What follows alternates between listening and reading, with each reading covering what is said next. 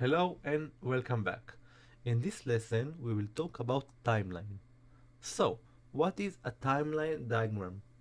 Timeline diagrams in Mermaid are designed to visually represent events over time.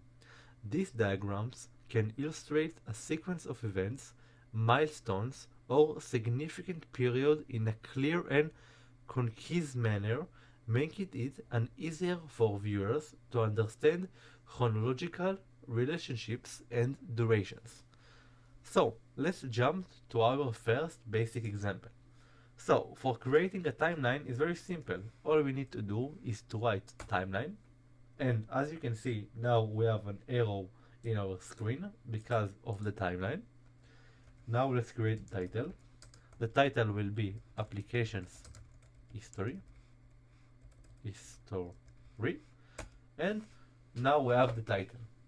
So the first thing is to write the date. The date will be 2002. And now let's say that on 2002 LinkedIn has created. So this is the first example. In addition to that, we can do couple entities. So we can say that at 2004 Facebook has created. So you can also do a couple of entities that created at the same date. So what you can do is to do the following thing. You can do that on 2002 LinkedIn has created, on 2004 Facebook has created, but also at 2004 Google has created.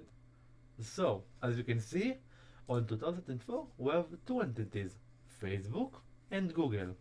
You can also add an additional one. So let's say Apple has created also at 2004. I don't know if it's correct, but this is the main idea. So in addition, you can create a section. So we saw the section in very different diagrams, but it's all called the same. So I will copy the first example. So as you can see, now we have 2002 in LinkedIn. You can create a section. Let's call it app. And as you can see, now we have a section. So you can create a couple sections. So for example, timeline, applications history.